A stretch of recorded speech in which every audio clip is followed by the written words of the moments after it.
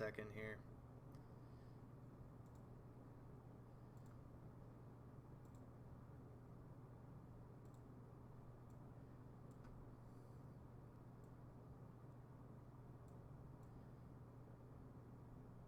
Gonna make myself really teeny tiny. And we are gonna start this official Draw My Life. So here's how it's gonna work. The best way I can do this so that everybody's not crowded around the webcam and the webcam isn't, doing what it needs to do in the detail of my artistic drawings. What we are going to do instead is we are going to use Microsoft Paint. So, here goes. Oh, and the other thing here. I am going to give as detailed of a recollection as I feel is necessary.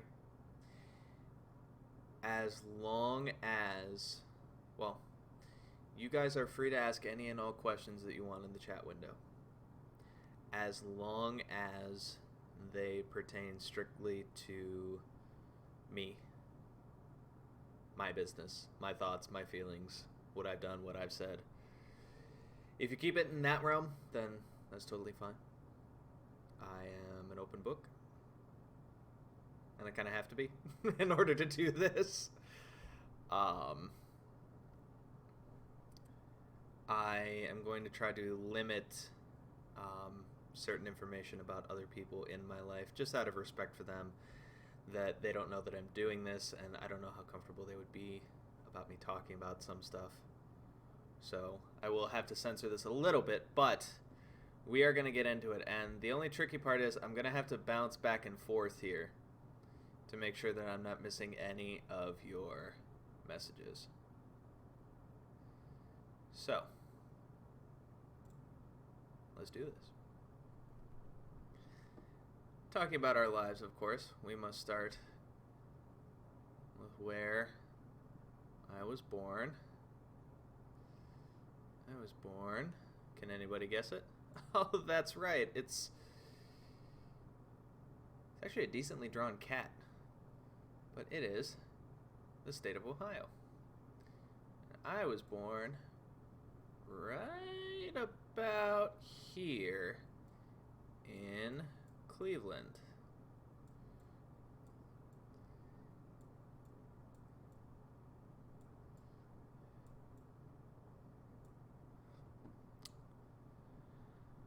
When I was born, I was welcomed into a very loving family with my mother,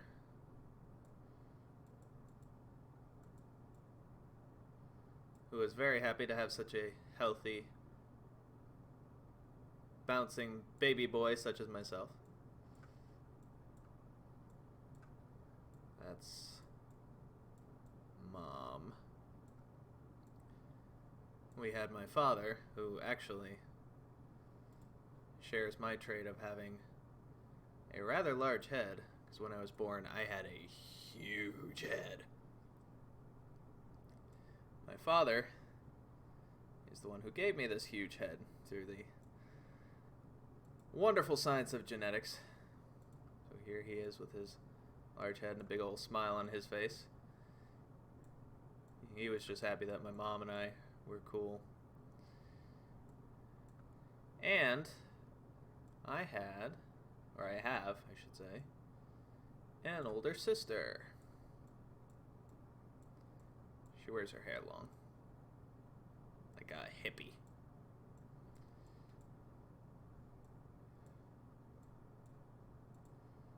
And she smiles sometimes, so I'll give her. So,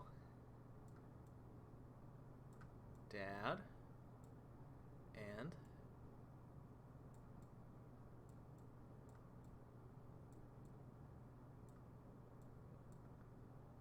now, of course, we would not have a complete picture here without drawing me. So here's me as little tiny baby boy. But I was born muscular. And why does that look like I have a bread loaf on the end of my hand?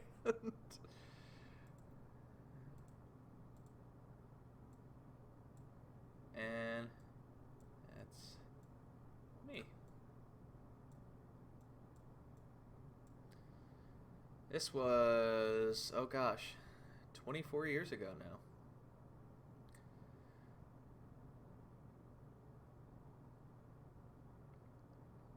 Why is Rachel not smiling?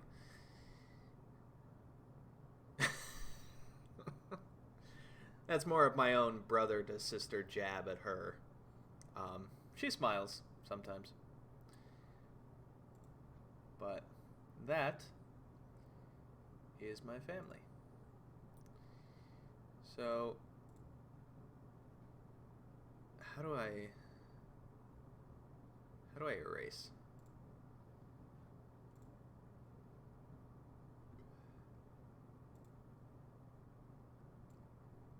Oh, heavens, no.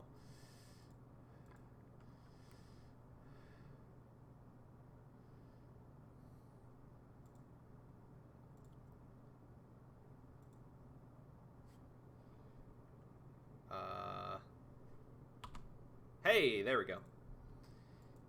So, where's the brush? Okay, so, growing up, we had a very old house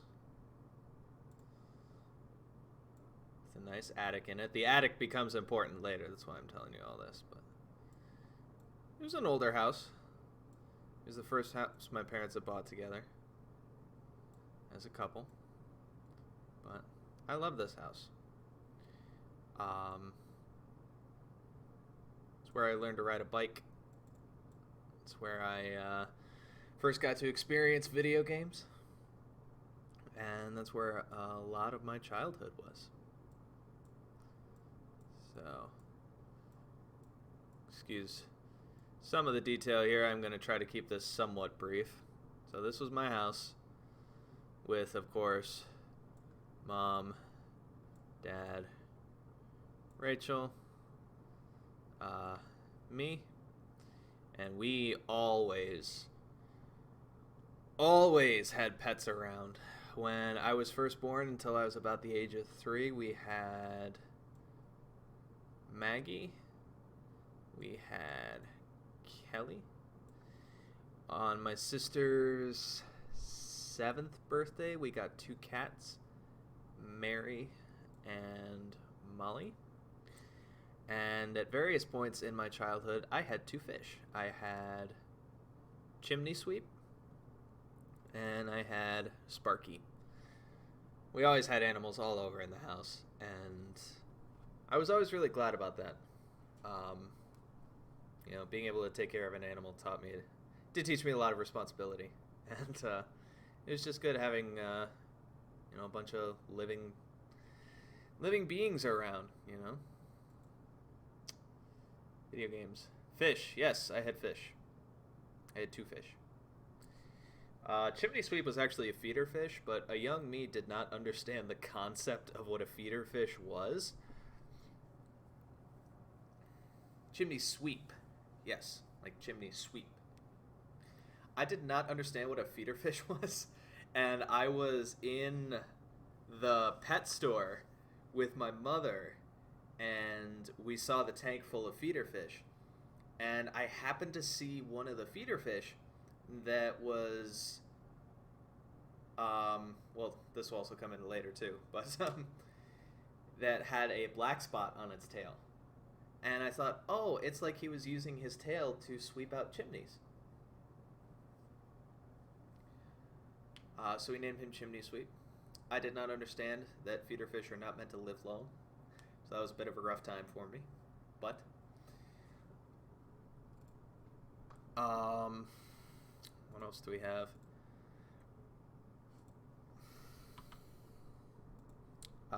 We have school, of course. School. much bigger building. And I really loved the grade school that I went to. It was a Catholic grade school, and I didn't understand this at the time, but it had originally been formed when the surrounding neighborhood was much different. It had a much higher Catholic population, and we kind of had to loosen the definition of who was acceptable and who wasn't in Catholic school. I think in total I was one of 3 total kids in my grade school that like ever got communion at Catholic mass. But I love this school. I had a lot of friends. I didn't really. I liked the people there. Learning was always kind of, whatever. Well, I suppose this does actually come with a bit of backstory. My sister is 2 years and 9 months older than me. And when she was in school, she was incredibly dedicated to her studies. I have so many memories of the kitchen table in our old house, that first house that I was talking about, the older one, of my sister at the one end, and she's sitting down in a chair with her long hair, and she's just got books on books on books, and she dedicated herself to being as good of a student as humanly possible. And I always remember my mother sitting on the other end of the table. Didn't matter how long my sister wanted to study for. Didn't matter what subject they were going to study for. My mother and my father too were always there for her, helping her study. My father worked like 9 to 5, 9 to 6. And my sister started right in on her homework as soon as she got home from school. So by the time my father got home for the day and he had eaten dinner, her homework was mostly done. But the point is, she devoted so much of her effort to studying and being a good student that I was in the other room always. I would be sitting there on the couch, and I would be watching TV.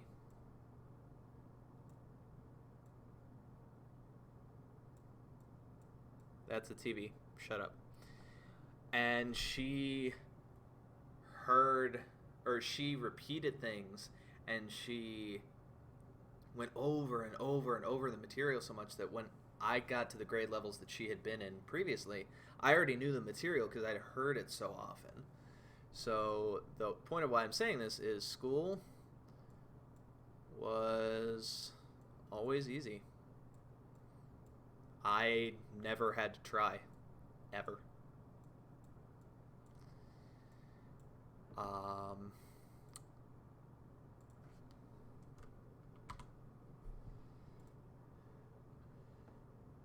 Do you know like 97% of stuff you learn in school is useless to your later life? It's scientifically proven. Makes sense, you leech. Oh, I've told her that before, and now that I'm older and more mature about it, I tell her, I would not have succeeded as well as I did in grade school had she not been repeating that same material. And of course, we were at the same grade school, so it's the same teachers, so they taught the material the exact same way every time. It is, but it's used to prove that you can commit to doing hard things. Not Tan coming in with a hard right cross. I like it.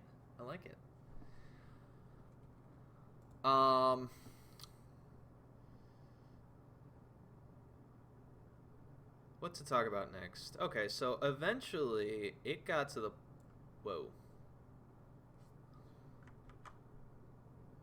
No. Redo. It got to the point where that big old school...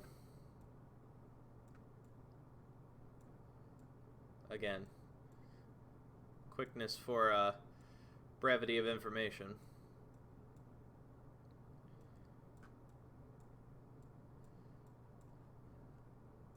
That old school was poor.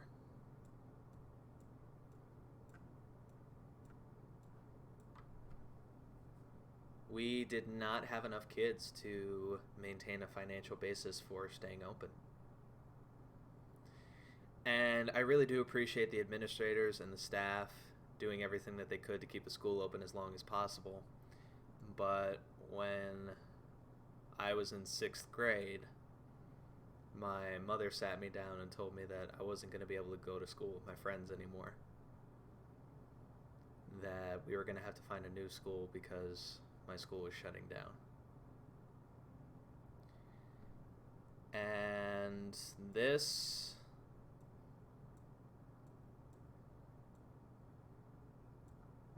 really hit me hard.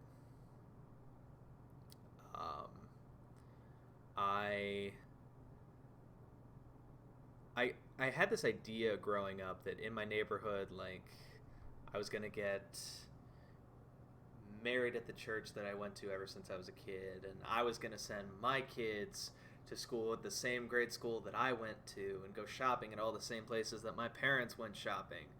And this was the first big challenge to that, saying, well, no, things are going to change. I had friends there. I had friends at the school, and for various reasons,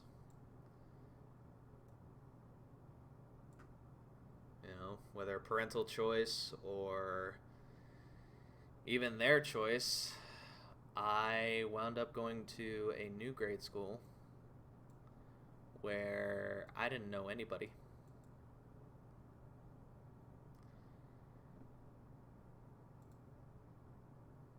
I will never pretend to be one that's good with change, but that process really did hit me hard at that age.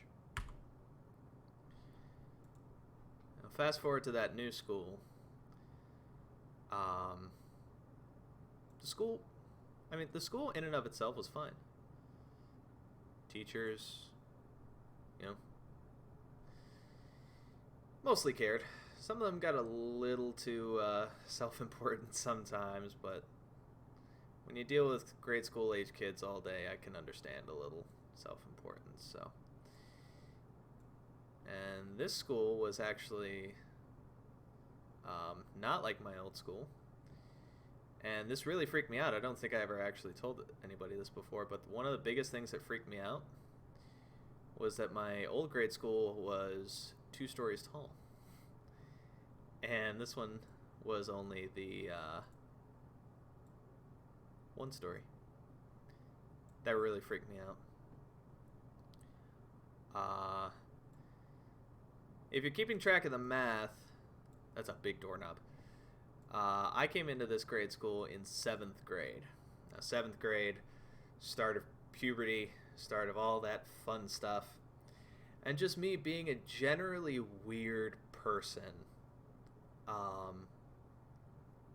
I really felt for a long time like I did not belong there. That I was just grinning and bearing it until I could get out and go to high school. Thankfully, I met a couple of friends. I met a guy named Luke, a guy named John, of course, Mitchell. I met a girl named Coley, and Coley, she was actually the one who started a lot of this for me, because she was the one who initially reached out to me when I wanted to withdraw and be distant from everybody. she and I happened to ride the same bus together. And I remember we rode in the back of the bus.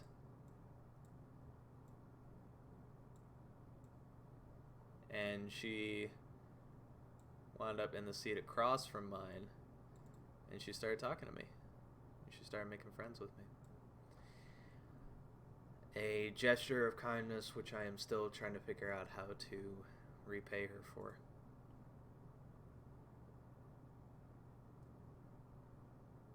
Almost to that 24 hours, that's right.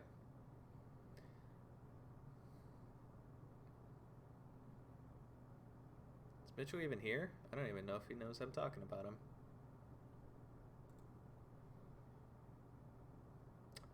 No, he's not. Oh, darn, he's gonna have to find this out on YouTube. You weird, I see it now.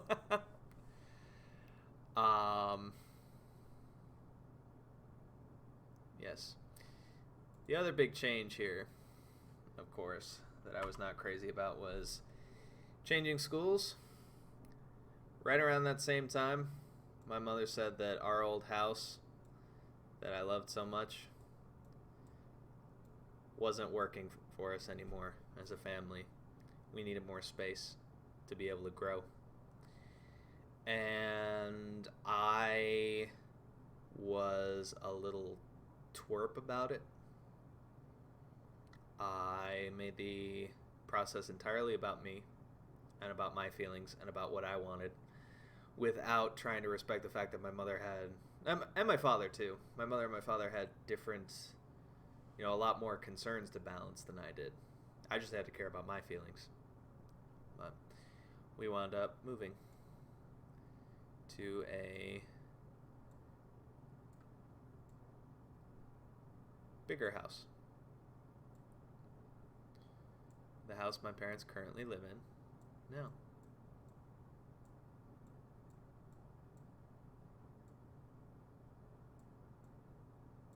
A nice house. Great house. And in the span, we've picked up a few more dogs at this point. Keegan, Darby, and I forgot to mention Hannah before too. Missed Hannah. And my mother had several fish. Azrael.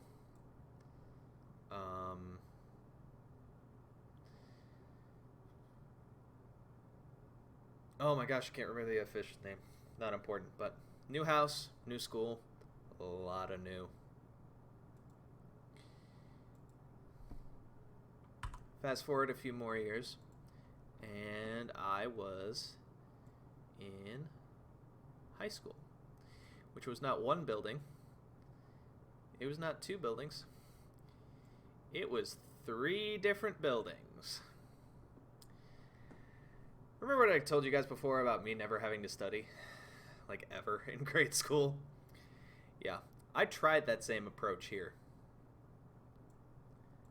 And my father, in good conscience, tried to warn me that that approach was not going to fly here. And this was a very serious all-boys high school that really took academics seriously and were really going to push us. And I blew him off when he first told me. I said, yeah, the grade school teachers told us that too, whatever. But I remember for the first time in my life, I got a B-. And that affected my self-worth for way longer than it should have.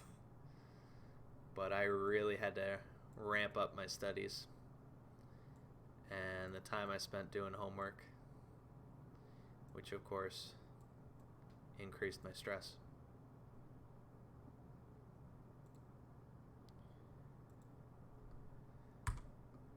How we all doing? Any questions? Trying not to imagine about a 7th grade sisterly.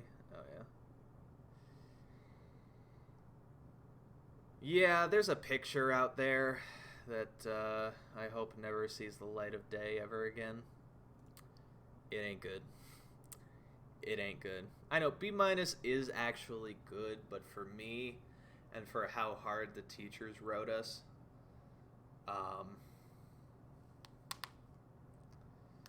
what about your attic? Ah, yes, I will. I will get to that. I promise. I'm gonna have to rewind a little bit here. But I promise I have a thread that I'm following. So, at this point, I was in high school, which meant new faces, new teachers.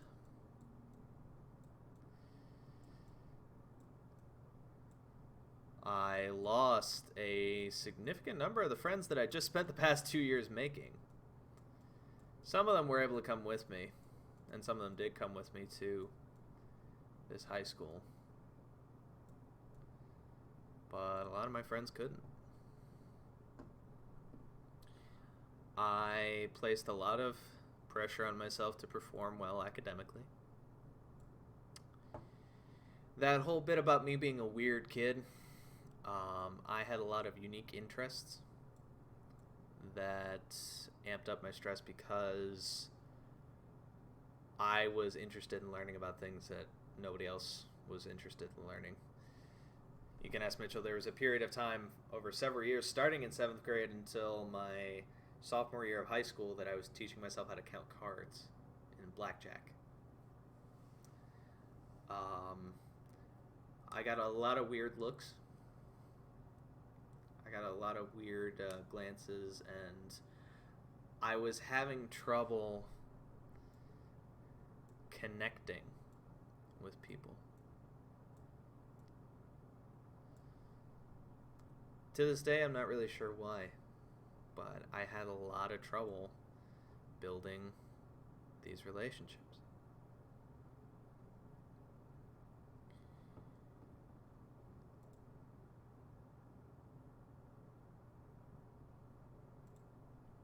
All of these things together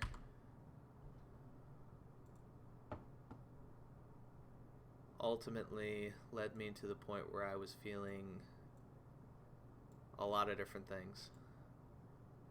I was feeling mad. I was feeling very sad. And I was sad that I was mad, and I was mad that I was sad, and it turned out into a sort of feedback loop. And it got to the point where I had escalated myself so much that I didn't know what to do. But the only thing that I understood, or the only thing that I believed that I understood in that moment,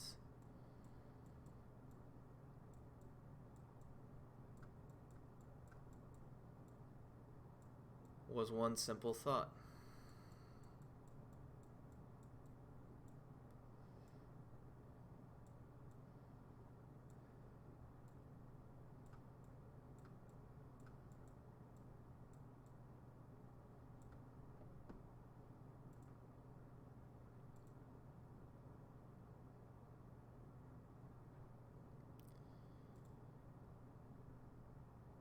To the best of my 15-year-old ability, I fought back against this thought process as much as I could, but I did not understand how to take care of myself the way that I should have. I did not understand how to ask people for help like I should have.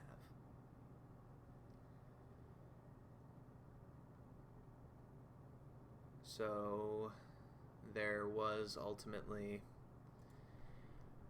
a day where I tried to turn this from a thought into a reality. And of course, I'm still here.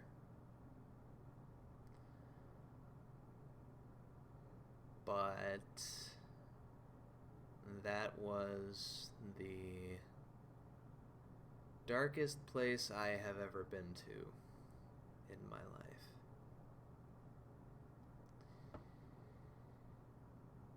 Able to pull out of that nosedive, a couple of different things happened.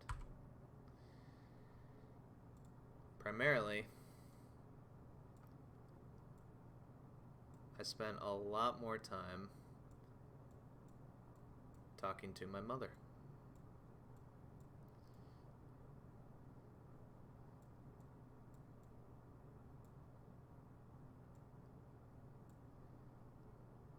Now, my mother and I are very different people.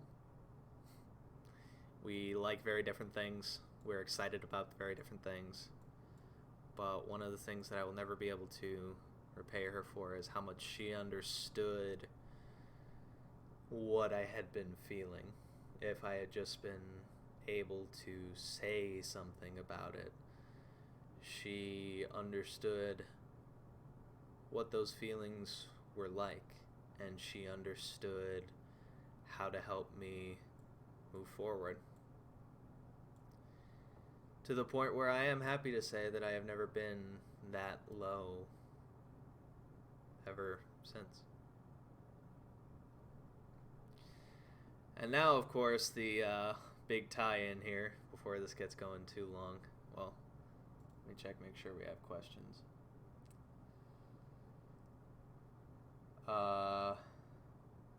It is on the wall of your parents' house?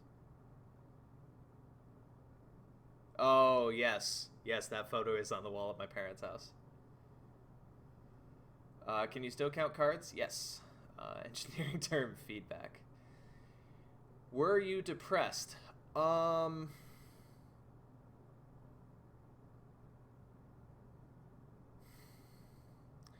ultimately never sought any professional help at that time. I should have, because I definitely needed it, but I didn't. Would I have fit the criteria for a depression diagnosis? Yeah, probably. But, see, this is the difficult part, is sort of a do as I say, not as I do type thing. To the people who do deal with their own difficulties, and I know my difficulties are only my own. People deal with their own individual, unique difficulties, but the more people you can reach out to, the better support network you can build for yourself, the easier those thoughts and other similar thoughts are to move forward past.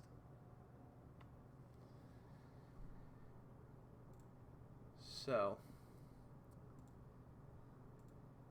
the big tie-in here, of course, that has to be spoken of is, what about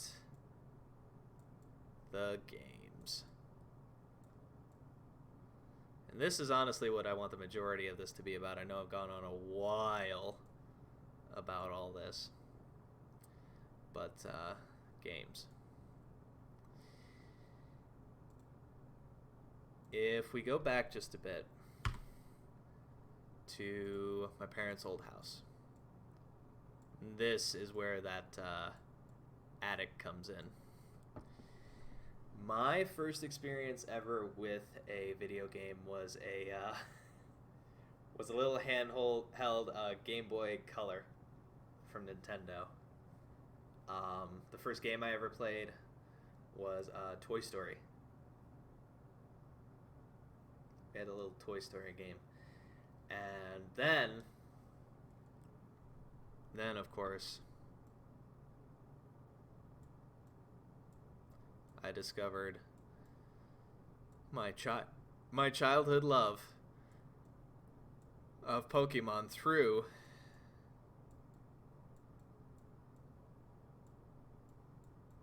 Pokemon Crystal. I cannot tell you how many hours of my life I sank into that game, but I loved it. I loved every minute of playing it. I loved being out on adventure and getting to meet different people and getting to do all these different challenges and, you know, really try to catch them all. I was determined. You know that Pokemon theme song about I want to be the very best? I wanted to be the very best, so I threw myself into it. I got books about, I think it was called the Dex book. The Pokédex book. I got guides for Pokemon Crystal. Oh, I spent so many hours of my life playing that. So I went from a Game Boy Color, and then, of course, to Mr. Game Boy Advanced. And not only did I have a Game Boy Advance, I had the clear one, which meant, at least at the time, that I thought I was the coolest person alive. So, I was first introduced to video games through this game with Toy Story, the game. That's my first experience ever, and I loved it. Moving forward, and actually, oh, shoot, I'll just try it again. Specifically about the attic, that was my first experience in gaming. But what really rewrote the entire script for me was my dad's parents, so my paternal grandparents. They bought my sister and I a PlayStation 2. And not only did they buy us the PlayStation 2, they bought us Crash Bandicoot, and that was more like for her, and for me, they bought Yu-Gi-Oh! Yu-Gi-Oh! Duelist of the Roses. If watching Pokemon come to life on the Game Boy screen blew my mind, then watching those Duel Monster cards come to life on that TV screen on the PlayStation 2 just took it to a whole nother dimension. And what I didn't realize at the time, but I realize now, of course, in hindsight, was that games served as a couple of things for me.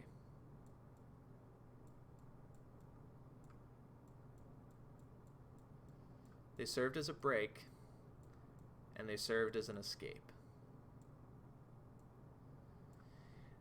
The break piece was, I mean, everybody's got to take breaks sometimes, and I genuinely had fun doing it, but the escape piece was ultimately what came into play later when my mental health got so badly messed up, was that I had been able to escape into these games as a sense of reestablishing control over what was happening in my life.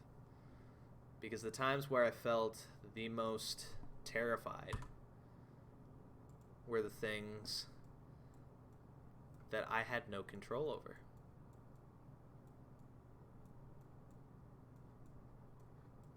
It just terrified me. My grandfather died.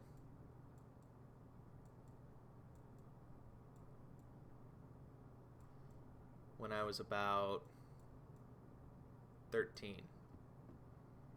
And that shook me to my core. I had never lost a loved one to death before. And my father, God bless him, my father, after coming home from the service and the luncheon and everything for my grandfather, told me to go immediately downstairs. This was when we were in our new house and the PlayStation moved from the attic of the old house to the basement of the new house. But he said, go down to the basement, turn on your video games, and don't come up here for at least 2 hours. And I was really confused at the time, but I listened to him because it was my dad. And it really helped. I was able to much better accept that some things I didn't have control over. But some things, like moving a Duel Monsters card 2 spaces forward, I did have control over. So my sense of control was not completely lost.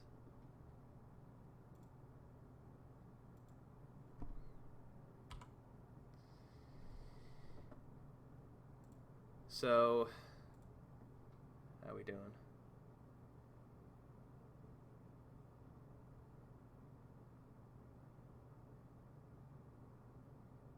What was your first Pokemon?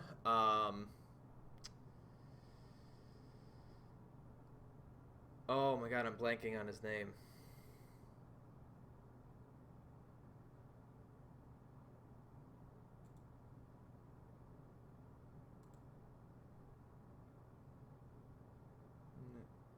Oh my gosh, Chiron, you're absolutely right. Thank you for popping in. Let me change that real quick. There you go. Sorry about that. You're absolutely right. You're absolutely right. Getting Sea of Thieves for free thingy? Very cool.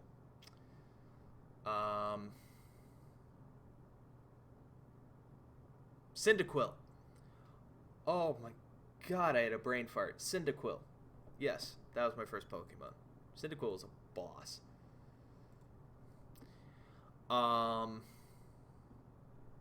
Now, of course, wrapping things up.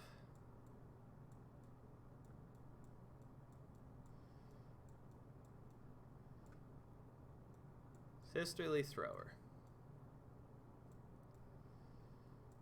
Where the snickerdoodle does this name come from? Well, it's going to take me a while to draw, so I'll just tell you guys a story. When I first was going to college, my freshman year of college, my father understood how relaxing and how honestly therapeutic gaming was for me, so he got me an Xbox 360, and this was in 2000. This would have been 2013 to 2014. He got me an Xbox 360 for that school year, and for a while, after he'd gotten it for me, I was really busy with stuff. And I wasn't sure when I was going to be able to set it up, and I didn't know what I was doing because this was, modern gaming for me. And I finally got a day when I could set it up, and I had just been exhausted the entire day, but I said, I have to set this up today. I want to play it. So after a huge day of doing like 8 million different things, I went home, and I was setting it up, and they had asked me for a gamer tag. And I didn't know what the frack a gamer tag was, because the most modern thing I had was like a Nintendo Wii. We did get a Wii at one point. This isn't going to be like 100% of my life, but this is all like the relevant bits that I can fit in the next 6 minutes.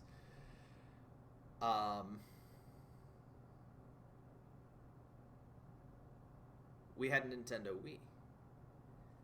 And then we went straight from that to a 360, so I had no idea what a gamer tag was. And I noticed at the bottom right hand of the screen, there was a button that said random. Like generate random or something like that.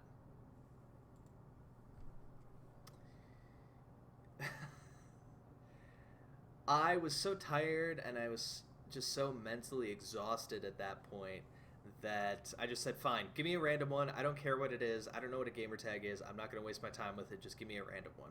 So the very first thing that I clicked on random, the first thing that came up was SisterlyThrower. And I don't know whether it was because I was so tired I was slap happy, or if I had just like finally mentally broke or something, but I burst out into laughter. burst out into laughter at the idea of SisterlyThrower because it seemed so ridiculous in that moment. And as I was laughing, I realized how quickly everything about the day before had disappeared. Not disappeared. It didn't seem quite so heavy anymore. I was able to look at the day and say, okay, yes, all this crap happened, but I got this amazing joke now that apparently my gamer tag, whatever that is going to be SisterlyThrower. I took that moment with me, and that's become one of the most special moments in my life, especially when it comes to this channel, about why do I stream. I stream because throughout my life I was able to find moments and opportunities that gaming helped me breathe. It helped me relax and make sense of the world. There were times when I was feeling especially lonely, in high school, where it made me feel like I had friends. It made me feel competent, like I could do these amazing things. Just me, being who I was. I decided to start streaming a year ago. As of July 1st, not technically today, but as of July 1st, I decided to start streaming because I wanted to be able to share that with other people. I did ultimately go to college and I got a background in mental health. I have a Master of Science in Social Work. And understanding how people think and how people operate in terms of their mental health,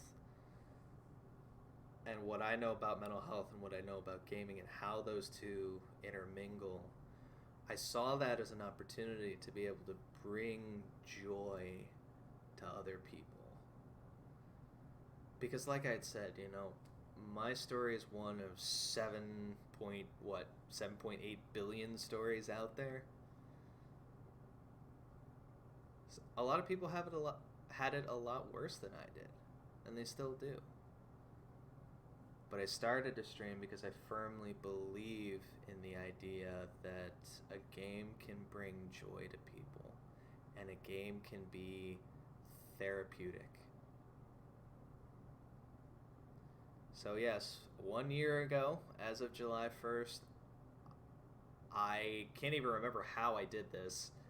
I turned on my Xbox One, and I booted up, or I downloaded the Twitch app.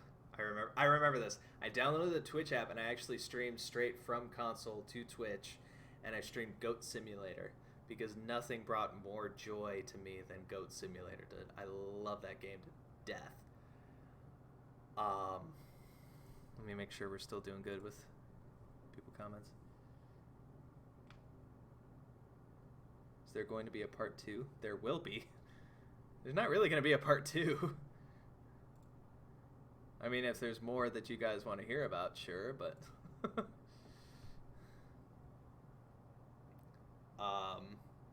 I mean, please ask questions. But that's why I started streaming. And I stream at god-awful hours in the morning. And it takes a lot of energy. It takes a lot of work. I've invested a lot of time and money and, worry and concern into doing this because I believe that we have the capacity to help people. I will always enforce a basic set of rules here that require you to essentially do no more than use common sense. Provided you are willing to follow these general common sense guidelines, everyone is welcome here. I wanted this community to be a place where people can come in and say, I had a horrible day at work, or I had a crappy day at school, I'm mad at my wife, I'm My son's not talking to me. I don't know what to do, but I need to say this out loud. I need to be surrounded by people who understand as much as they can and who care. And that was where the idea of we made it through high school, now he's getting married. Oh, that could be a decent part too, yeah. We could do that.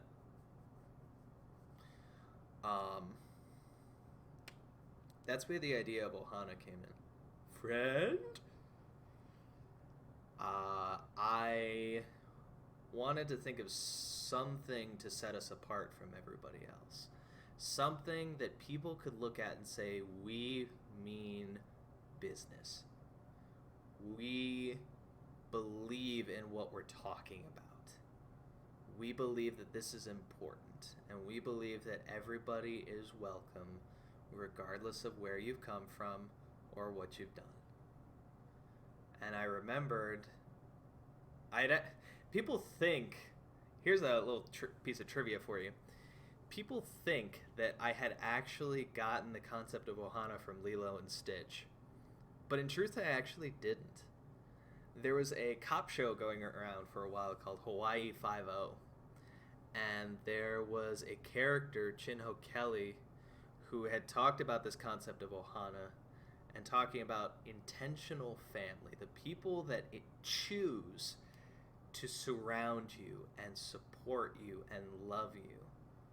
They're not obligated by blood or some other sense of responsibility that is forced upon them. They make that choice to be around you and to care. And when I heard that in that episode, I knew that was it. So, I know I'm a little bit over 11, but I tried to cut that a little bit short. We can do a part 2 if you guys really want to. You know what? Here's what we'll do. You guys want to see a part 2? Get us to 200 followers.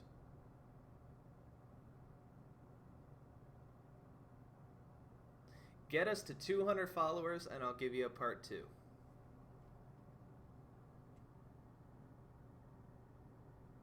Oh wow, I didn't even know I was going to do that. Has been streaming for 1 day. Awesome.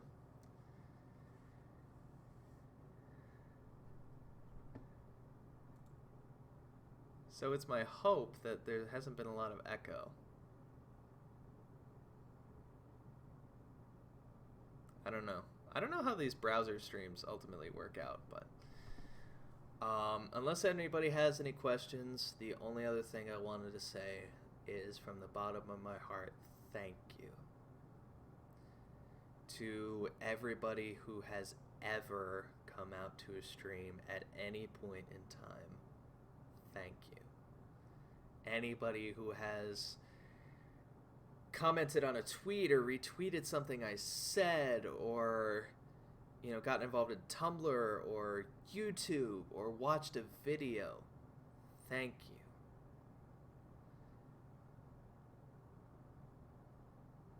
I'm not going to pretend that this is 100% selfless here.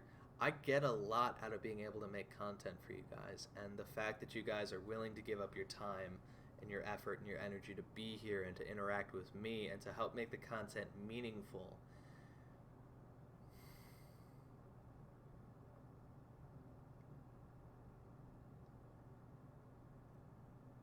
I know my fiance would accuse me of sounding melodramatic right now, but there really is no substitute to say this.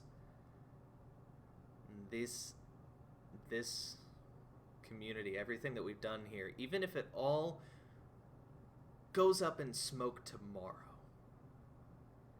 everything that we have done here is something that I go to my deathbed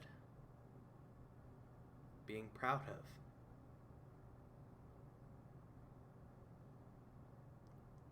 Being proud that for 100 different people,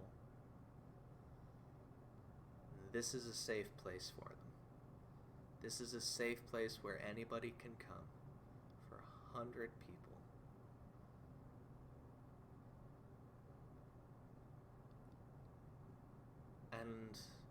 most, if not all of that, is on you guys. You guys spread the word. You talk about my videos and my content.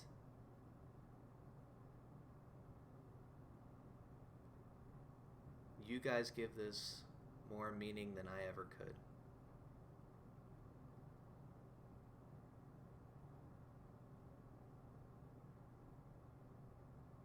I'm in a difficult situation now with my job, but being able to stream keeps me sane.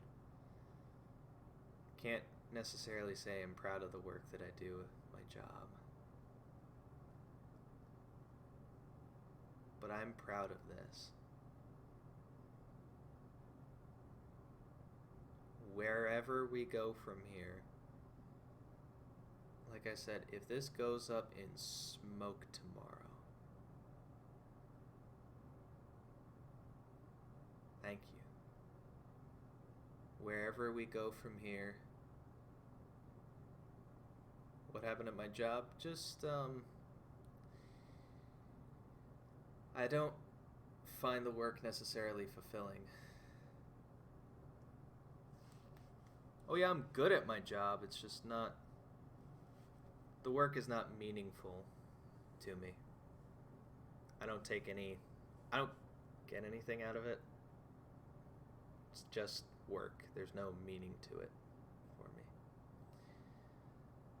But I really do have to call the stream here. I actually have to go drive somewhere now, but wherever we go, no matter how many people are here in the future, I promise each and every one of you that if you guys are still coming, I'm not stopping. If you guys are still tuning into streams, watching reruns, watching YouTube videos that I make, if you guys keep coming, I'm not gonna stop.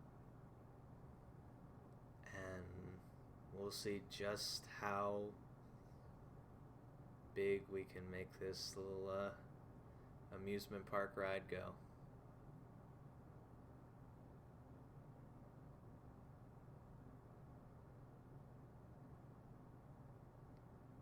Thank you all for what has been the most meaningful work I have ever done in my life.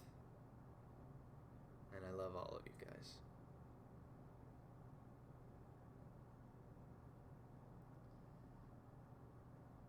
I know I do good work, but it's complicated, and I am sorry, I do have to go drive somewhere. Stay safe, thank you. Yes, I do have to go pack a go bag, and I have to go drive somewhere, because I'm actually not staying here tonight. But, if someone doesn't die, we'll be fine. So, on this birthday stream, after streaming for, I can't believe it, 24 hours straight, it is my pleasure to say thank you, everybody. Thank you, everybody, so much for watching. Thank you so much for tuning in, and I hope you enjoyed the show. We will be back again tomorrow with Batman, probably.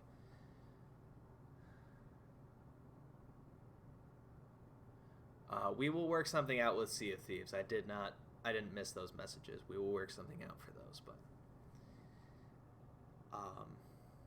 I will be back tomorrow with Batman. And we're going to keep this ride going. And I hope as many people as are able to and want to can join in as often as possible. If you have not followed me here on Twitch, please be sure to do so you get up-to-minute updates about what I'm doing and when I go live. Check out the social media information for the Ohana, because we are on Twitch, Twitter, Tumblr, YouTube, Instagram, Facebook, and Discord. If you have not subscribed on YouTube, punch that subscribe button in the face like it owes you money. Slap that notification bell as well, just so you get those notices about when I post my brand new content. I did that out of order. Oh my god, on the birthday stream!